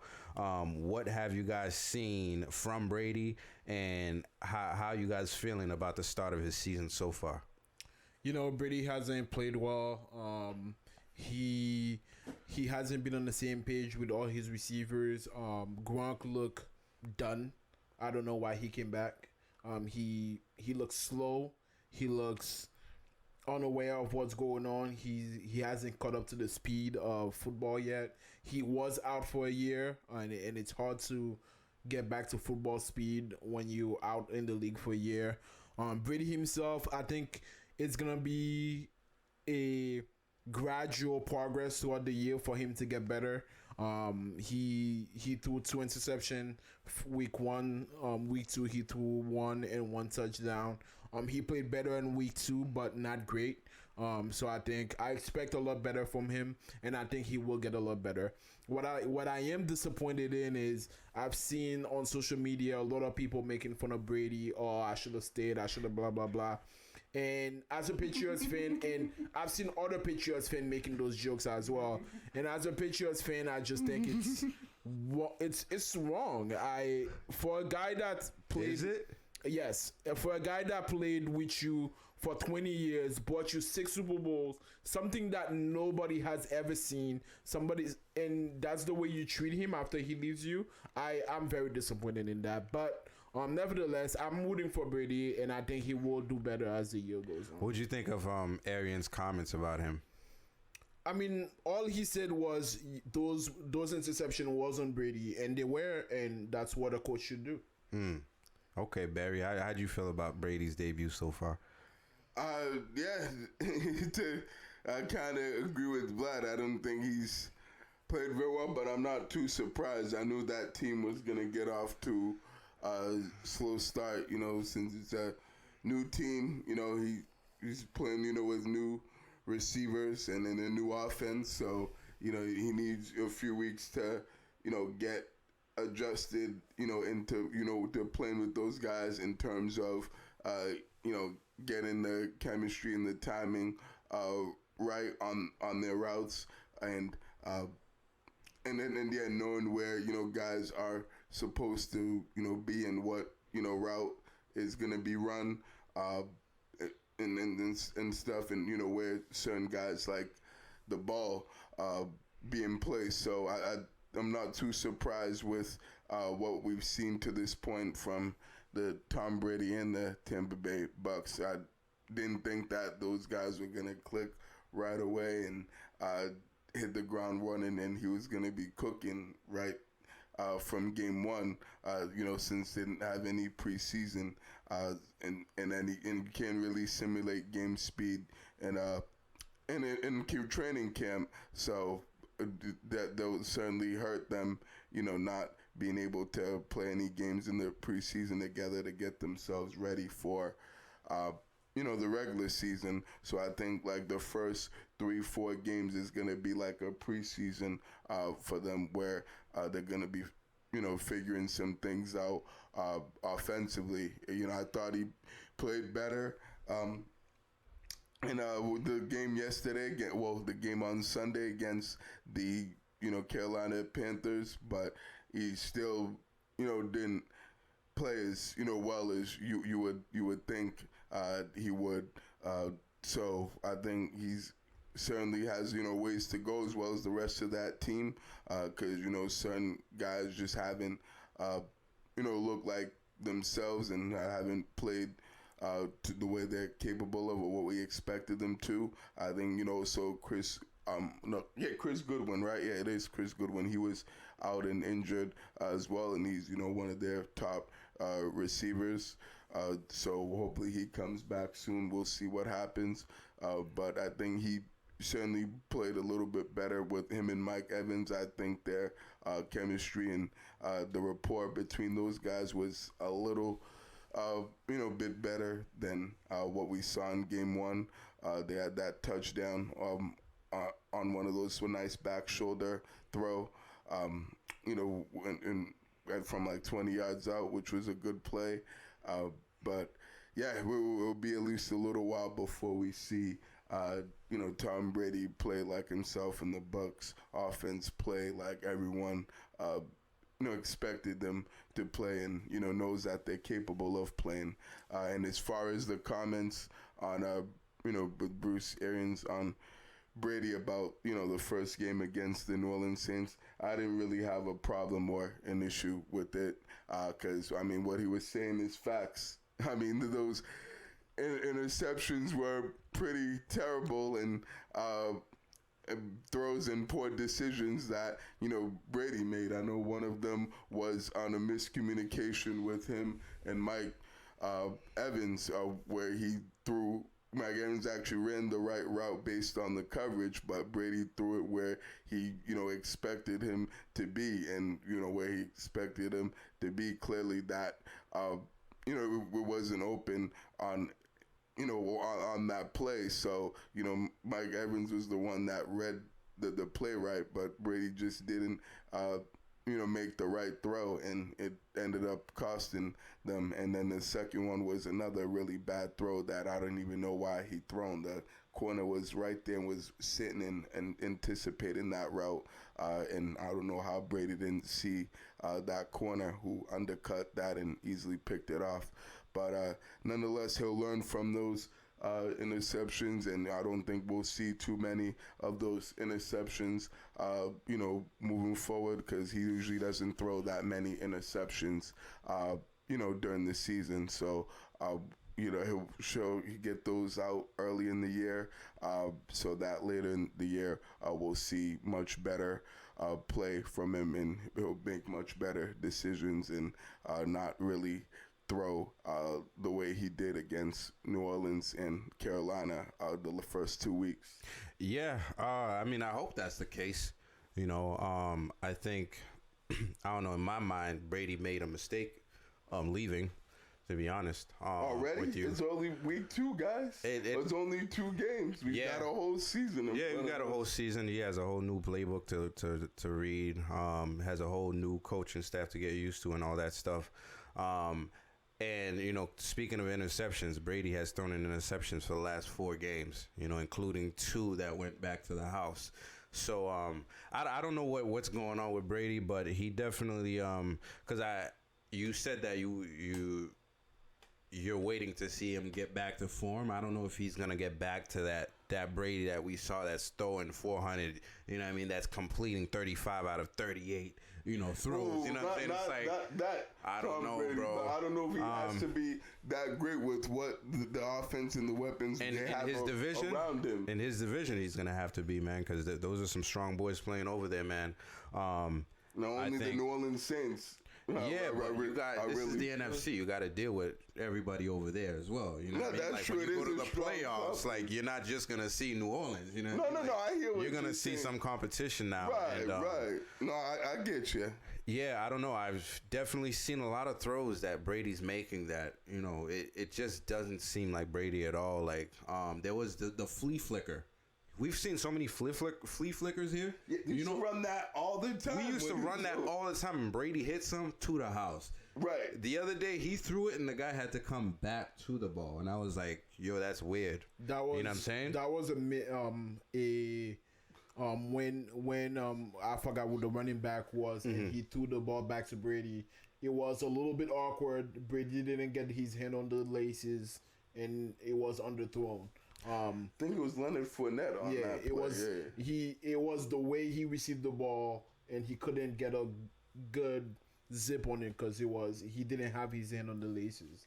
Yeah. Did he still catch the ball? No, he still caught the ball, but I was just surprised at the fact that he had to come back, and I'm like, is that like a arm strength thing going on? I don't think so. Even though the guy, if you see that throw he threw to the receiver, hit him on the helmet. Yeah, that was a beautiful throw. The guy was just hit him on the helmet, and then there wasn't ready for it. And then there was another throw, a beautiful other throw on the end zone in the hand of Shady McCoy. Listen, that he dropped. He dropped it right there. I'm looking at Lamar Jackson. I'm looking at Patrick Mahomes. I'm looking at Cam Newton.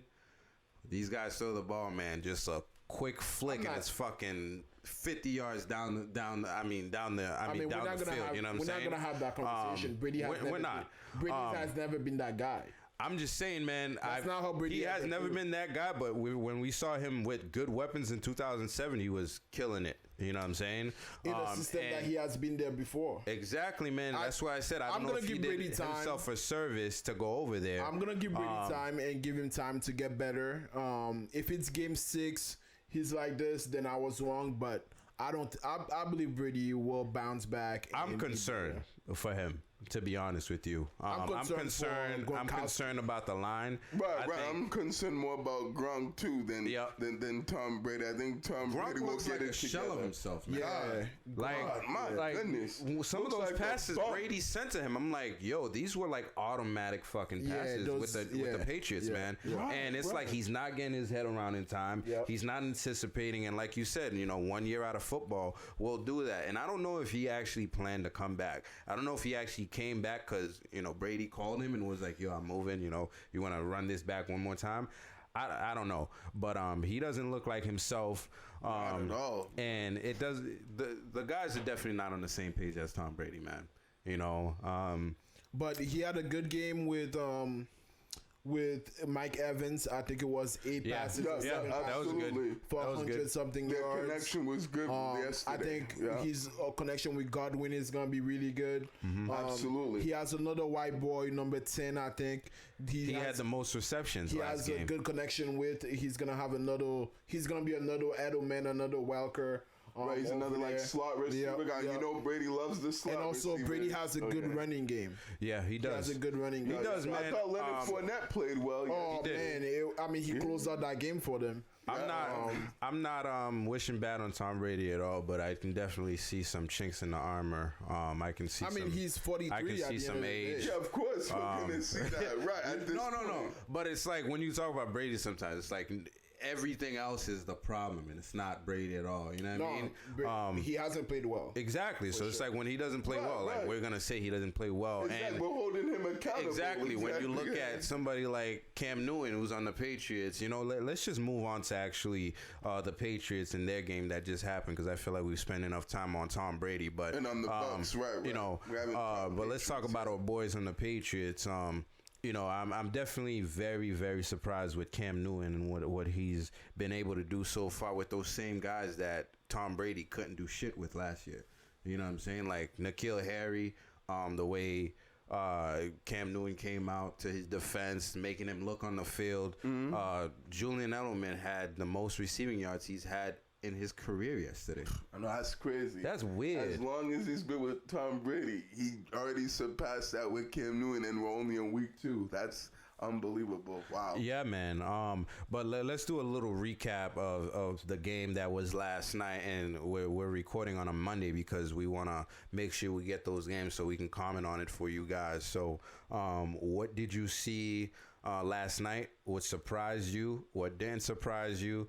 What do you think we should do moving forward? Man, what a game last night was. Crazy game. Yeah, it was. Patriots versus Seahawks. I did not expect for us to play that well. We played really well on offense. Defensively, we were lacking. We miss our linebackers dearly. Yep. Our front seven is not the front seven that we need. We need a lot more reinforcement for the pass rush and for stopping the run. But offensively, I'm gonna start with the offense. Cam Newton, unbelievable. He did unbelievable game. He played well with Edelman, like we said. He distributed the ball to the other guys. He ran the ball well, ran in the end zone. The last play of the game, I'm not gonna say too much about it. All I'm gonna say is that the Patriots could have still run Cam Newton, but in a different way. Yeah, exactly. In a different formation. Right. The formation that they ran him in was not conducive. It's too predictable. Exactly. It was too obvious. Right. Belichick, the team definitely should have taken a timeout after that Edelman pass. I think there was 25 seconds that 25 seconds went from the clock. I think we were at 36. By the time we hit our next play, we were at 9 seconds. So 25 seconds left the clock between that time, and we should have taken a timeout. If we had taken a timeout, we could have won. We could have run 2 more plays in the end zone to get into the end zone. It would have given us more of a chance to get in the end zone. But besides that, it was a good offensive performance by the Patriots. On the ground, mostly in the air. The throws that Cam Newton were making was very impressive. He was throwing darts out there. That pick 6 I saw coming. He threw to, what's his name? What's the number 10? Bird. Bird. Was that a pick 6? No, I don't think it was. Not a pick 6. It was just an interception. The interception. I saw that interception coming because he threw to Bird on that comeback 2 to 3 times. Yeah. There was another throw to that comeback that almost got picked, that didn't get picked, and I was like, okay, you need like the way he threw that comeback. He stared at comebacks down and threw the ball. Yeah, telegraph. So I saw that coming, and then he almost got picked, and then a couple more plays he got picked. Right. So I think he needs to do a better job at that. I saw him reading from his first option to his second option to his third option. That was really good. Cam Newton has been more than I expected, better than I expected, and I hope he just keeps getting better. I love him out there. He's really a joy to watch. The consensus from last night to me has been the Patriots will be all right. Yeah. Right after the game, I got a text from my friend Rudy, who I've mentioned on the podcast. He said we're gonna be all right. I got a text from John. The Patriots are gonna be all right. So that's the consensus I've taken from that game. I don't like the loss. It feels like it feels like something is missing. The fact that we lost. Yeah, no question. We're missing some running backs and a receiver. It's not. Oh yeah. I hate the notion of a what do you call that? Moral victories or something like that? Yeah, maybe. I hate too. that notion. There's no such thing as that. And it doesn't feel right. But it was good to see that the Patriots are okay without Tom Brady. Yeah, for sure. Because you know, we definitely. I mean, I personally definitely was like, maybe there will be a little bit of a dip. And that still might happen. It's still early in the year. It's only game 2. Yeah. There will be a little bit of a dip in the Patriots' performance, but we have the coach, and he's been keeping those guys accountable, and he's playing well. And I think they're doing a good job making him throw, working on his footwork. He's just been better than I thought he was gonna be. And yeah, absolutely. Yeah, I know that was a hell of a game last night. It was the best game out of all the games that we saw yesterday, and even the best game of this season this young season to this point. Better than Atlanta versus Cowboys.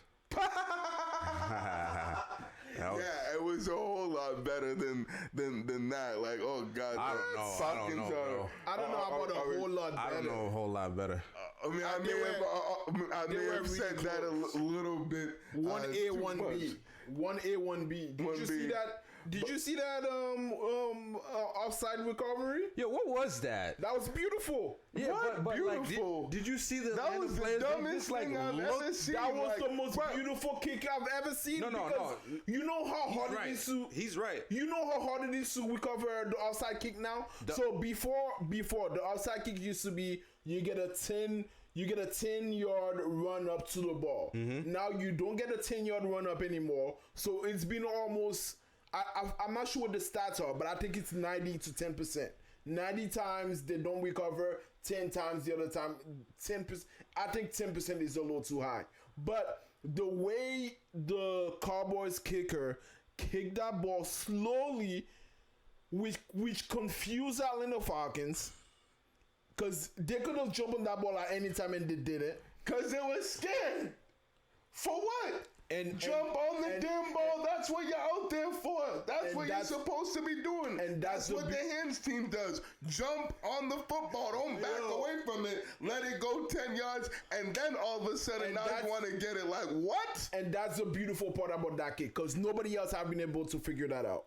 No other team have been able. Every other onside kick that I've watched this year have gone straight to one of the head guys. But that was an absolute choke job by the Atlanta Falcons. I mean, obviously, I'll give the Dallas Cowboys a little credit, but the Falcons, like, that was a straight up. They just shit themselves and wet the bed once again, and that's why when teams choke like that, like, I don't consider that a really good game, because it's a nice comeback and it's cool that the Cowboys came back and stuff, but like, I'm talking about a good competitive back and forth game that either team could have had a chance to win that game. Like, clearly the Falcons should have won that game without question, being up by 19 points with less than 5 minutes left. I still don't know how they lost that lead. So you like, they scored 20 points in 5 minutes. Like, I don't know how the hell you let that happen. Like, the Cowboys deserve their credit. Listen. They had an unbelievable comeback. They executed when they needed to in terms of the onside kick and the other plays on offense that they needed to, and getting the necessary stops that they needed to on defense to get the ball back. But like, in terms of a better game, like a game that like was the Patriots and Seahawks, that was, saying one team scored, the other team answered. One team scored, the other team answered. Like a competitive game that was well played, and that was, for the most part, both teams executed when they had to, with the exception of a few plays. Like that game, that was just an absolutely pathetic and an absolute, joke of what the Falcons did in the last 5 minutes of that game, and that took all. Hold up, though, and let me talk. I mean, you saw me Go ahead. So, the floor is yours. So, do you feel that same way about that Super Bowl against the Falcons?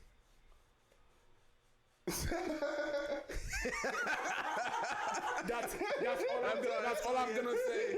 That's all I'm gonna say. Y'all saw that, right? Because I'm not saying the Patriots game wasn't a good game, but I'm saying the Falcons game was almost as equally a good game as that. That was a good game, and bro. If you tell me that wasn't a good game, that was a pathetic game, then Super Bowl, whatever that Super Bowl was, Super Bowl 52, 53 or something like that? 51, yeah. 51? Yeah, whatever it was, then you tell me that wasn't a good game either. I wouldn't say all that. Then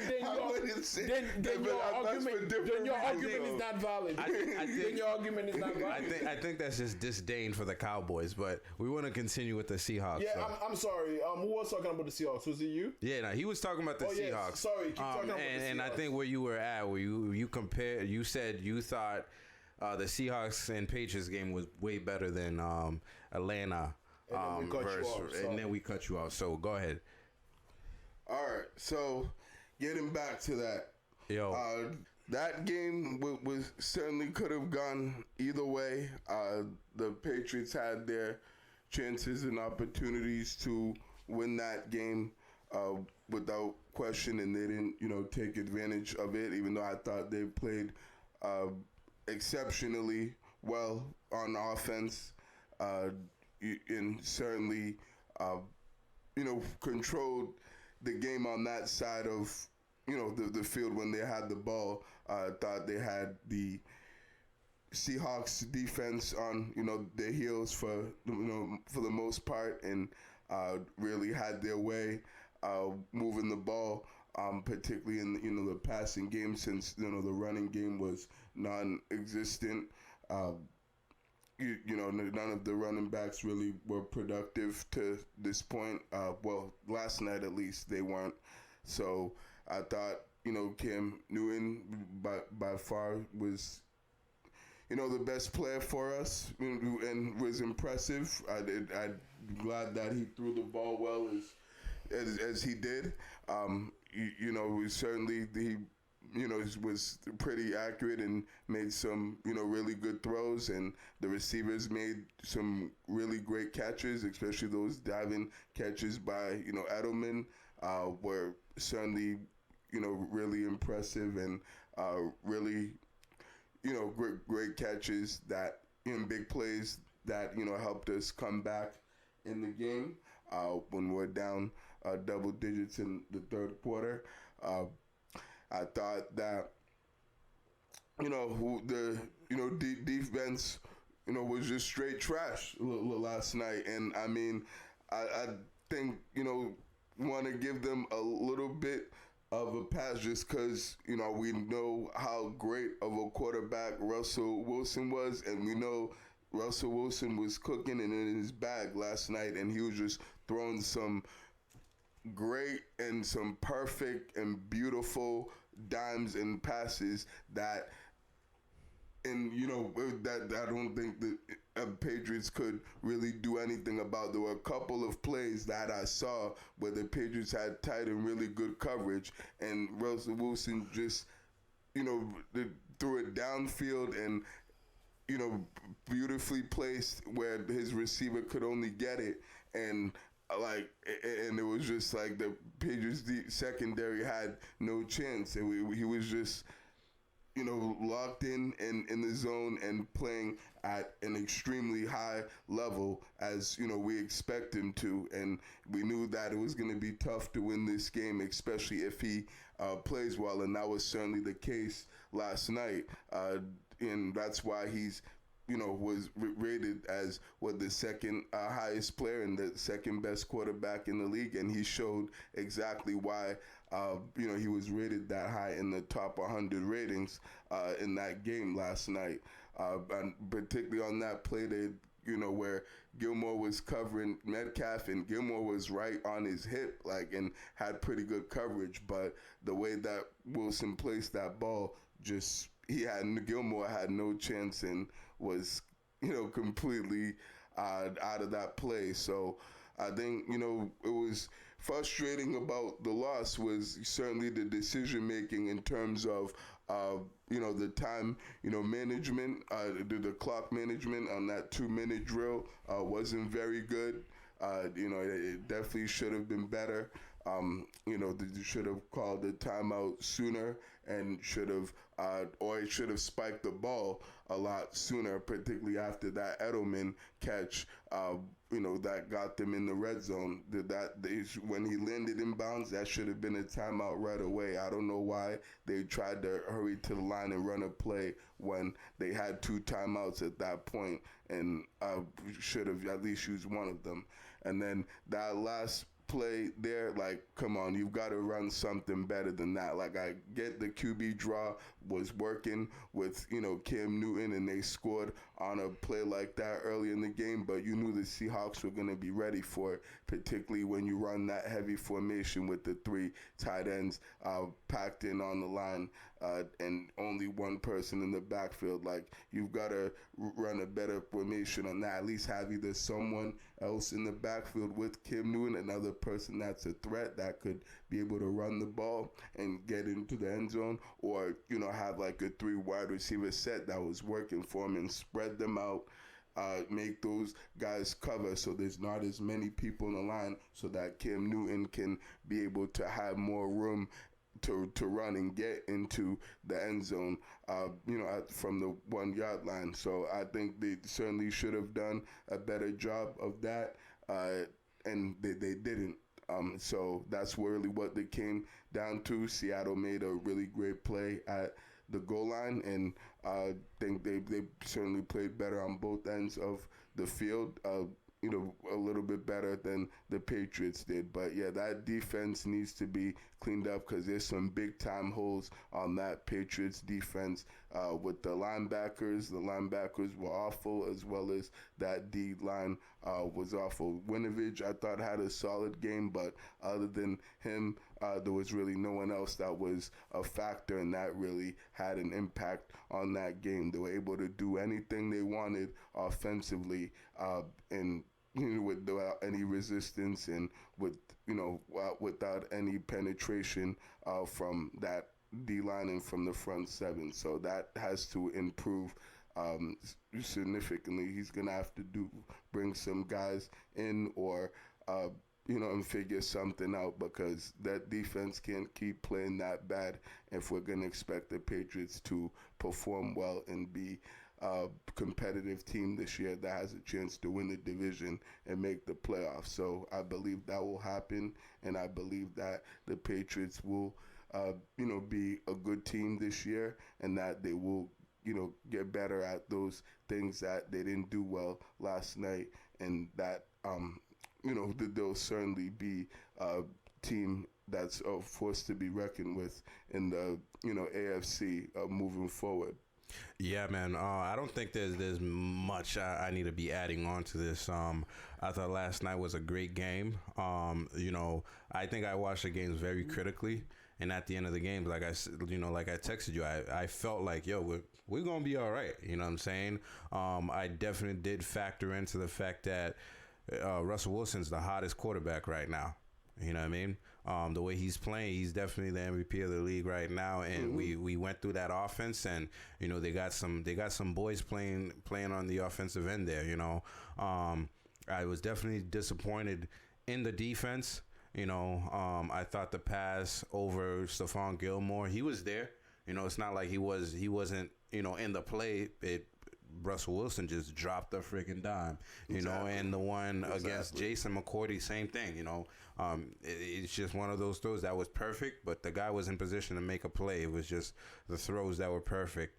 One thing that I didn't like, though, was the passes to the running back, how open they were.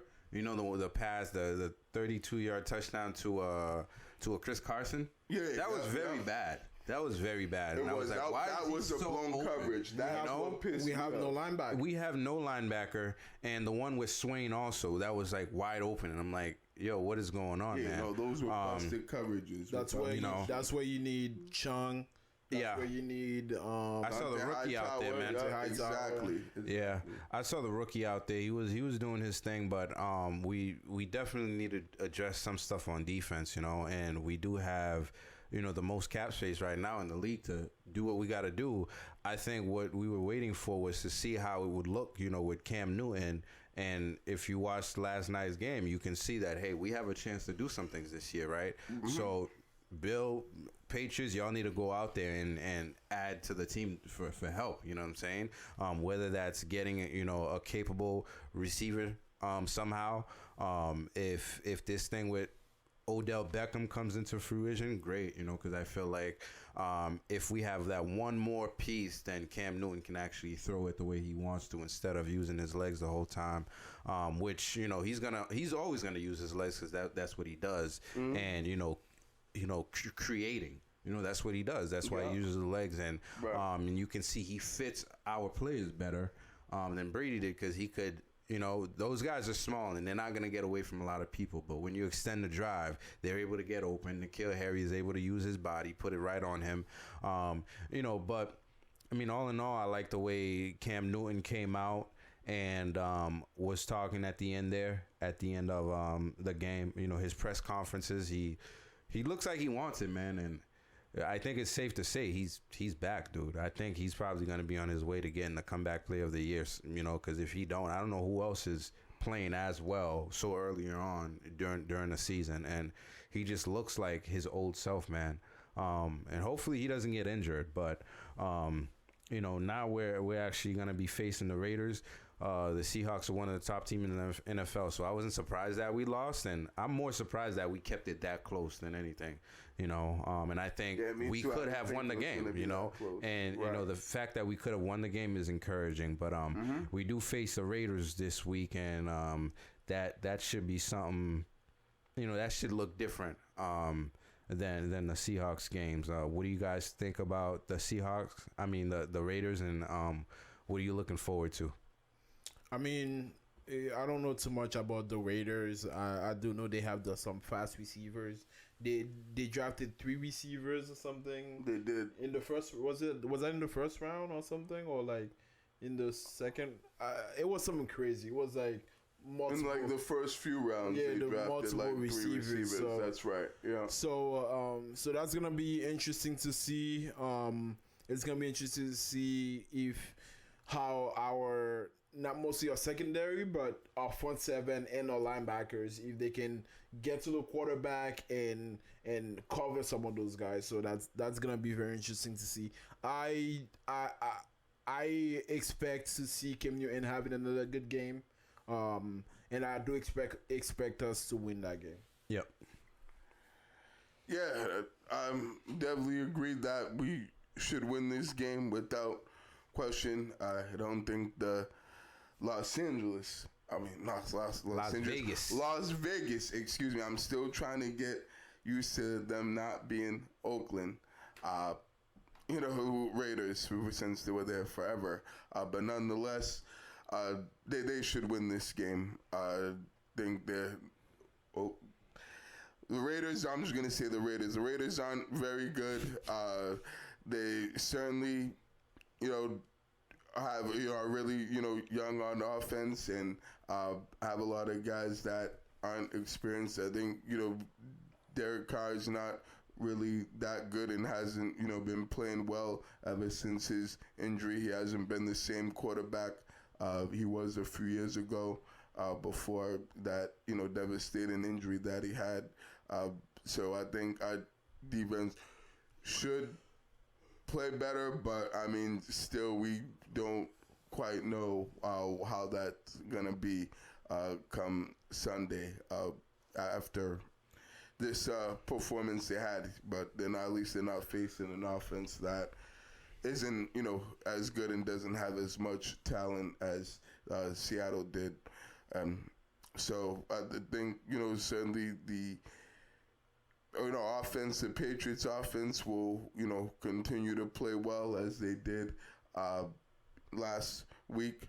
And really the first 2 weeks that they played pretty well. So I think that will continue, with Cam Newton and, and the receivers. But I want to see the running backs play well because they didn't play well, last night against the Seahawks. So I want to see them get that running game going like they did against Miami and get those running backs involved and establish the running game early and often. So I want to see these guys play better and be more productive than what they were last night.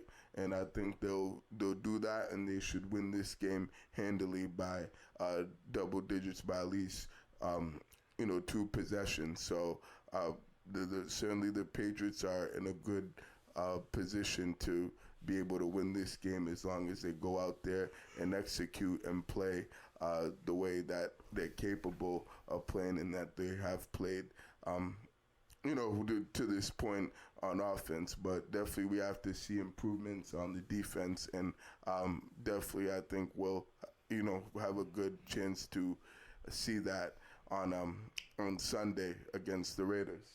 Yeah, I think on Sunday against the Raiders, if we stop the run, then we win the game because that's really all they have with Josh Jacobs. Yeah, he's you know what nice. I'm saying? Other than that, they got what is it, Henry Ruggs, who is actually dealing with some injuries right now, some ailments, not injuries, but he was limited a little bit. And then their best guy is D. Waller, the tight end over there. Oh, Delaney Walker. Yes, no, Waller.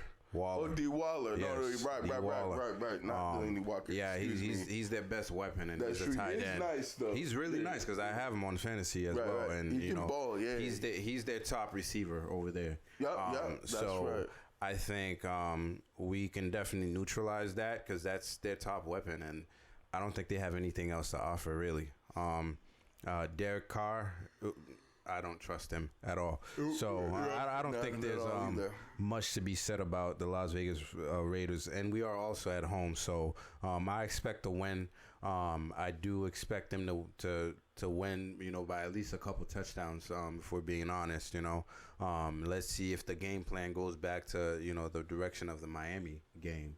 I think it will, because I think that will too. So I think they're gonna definitely burn clock just to get the game over with pretty quickly. So it should be a run-heavy offense. Yeah, man.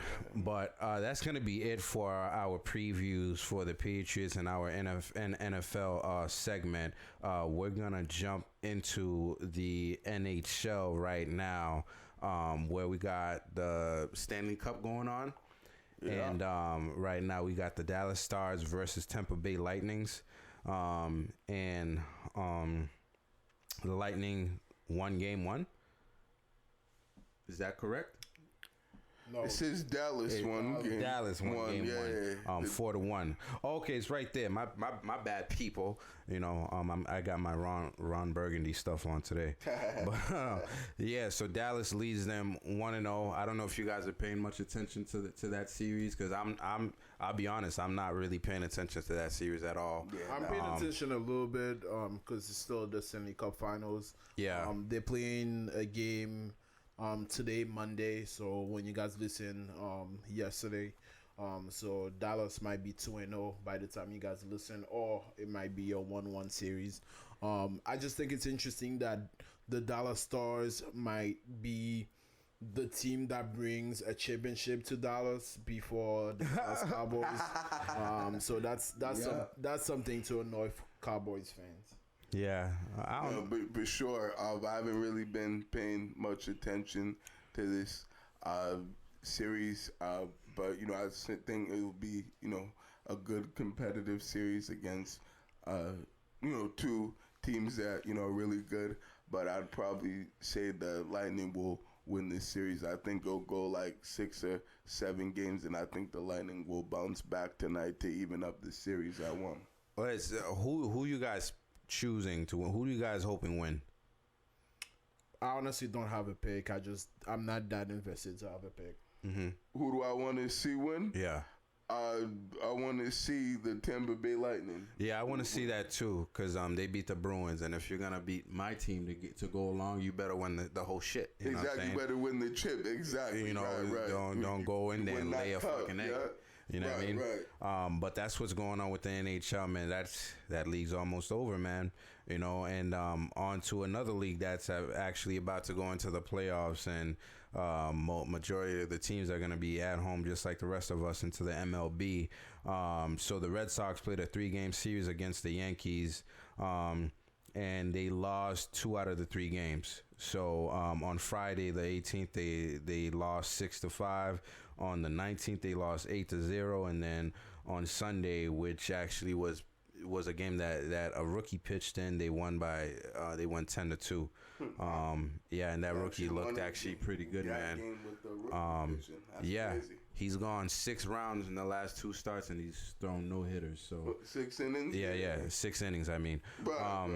No, he's wow. That's impressive. Right, for him. That's awesome. But the AL East standings right now, so Tampa Bay Rays at 35-19, Yankees at 31-22. They're back in second place. Blue Jays at 27-26, Orioles at 23-31, and our Red Sox at 20-34, which sucks. So there are literally 6 games left in the MLB season. Yeah.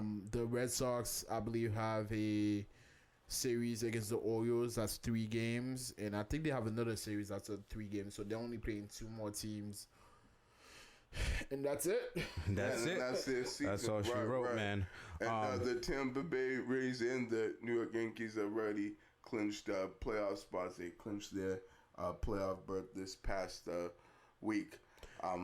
So they'll both be in the playoffs. Those top 2 teams in the American League East. Yeah, and just like basketball, the MLB is actually going to come up with they're doing their own MLB bubble. So with the playoffs, so that's going to be in 2 different locations. So be on the lookout for that, which is good for them because they need to keep Corona down, man. And that's going to help a little bit. And speaking of Corona, our beloved, one of our legends actually caught the COVID. And his brother caught it too. Big Papi had COVID-19, and he's now in recovery. So I'm assuming he's recovered. Actually, he's recovered all the way. He's doing better now. He recovered. Was he actually here for the 10-year anniversary thing? Because I know he was supposed to be on a special for the 10-year anniversary of some stuff that was going on with him. And then that news came out. I don't know anything about the 10-year anniversary, but he had COVID. He was what do you call that? Asymptomatic. Oh, okay. Yeah. But I think he, got tested, and he no longer has it. Yeah. Okay. He did the last took. He tested. Well, it was on Friday, and that was negative. And then he lost 25 pounds, and that's the way to do it. That was that was good that he tested negatively, but it was unfortunate that he ended up catching the virus. So I'm glad that he's doing better now, and then his brothers got hospitalized and had it worse. So hopefully his brother does better and recovers fully as well as Big Papi did. Yes, sir. And now we're gonna move into our soccer segment. And Vlad, take it away. Good. Since we last talked, the New England Revolution played against New York FC, and that game finished 0-0. The New England Revolution are still in 7th place in the Eastern Conference Finals, so they have the last spot for the playoffs. So hopefully they do make it. Some transfer news in the world soccer. Liverpool signed midfielder Thiago Alcantara. Juventus signed Arturo Vidal. Luis Suarez from Barcelona is rumored to sign with Atletico Madrid. Gareth Bale joins Tottenham on a 1-year loan. Alvaro Morata joins Juventus. And Dele Alli is rumored to go to PSG. So a lot of people are moving around. Those leagues are about to start, and some of them actually have started. So Yeah, we'll keep you updated to this 2020 and 2021 soccer season. I like that. I like your pronunciation on those things. It's like, what the fuck are pretty cool. Thiago whatever, man. Right, for real, exactly. Right. Yeah, and now finally, man, we're going to move into the last segment of the show, but not least, the B Money Lifestyle Person of the Week. And Barry, who you got? So yeah, for this week's B Money Lifestyle of the week, I've just decided to give it to a team since they did something really amazing and special, and then made history in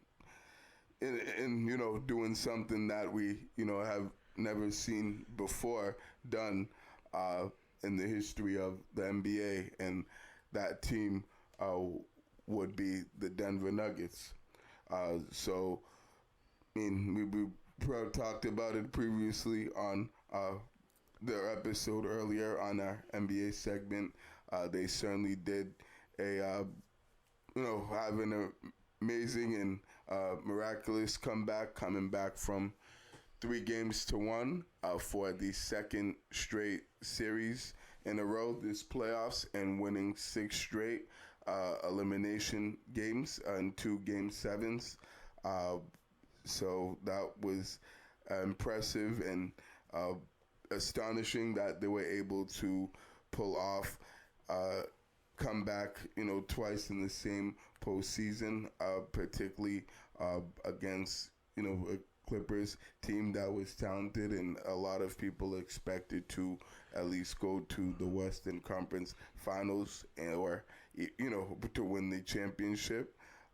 So they certainly were, very resilient, and they definitely played well with their backs against the wall and overcoming adversity throughout this, playoff run that they've gone through.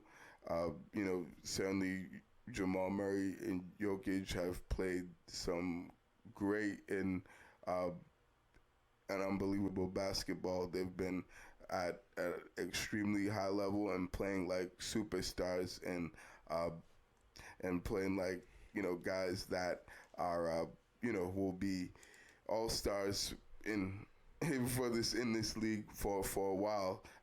So big shout out to those guys on pulling that off for a second straight series, and hopefully they continue to make this playoff run last a little longer against the Lakers in the Western Conference Finals, even though they're down 0-2 now. But as I've just previously stated, they're used to coming back in series. So who knows if they can pull off another incredible comeback.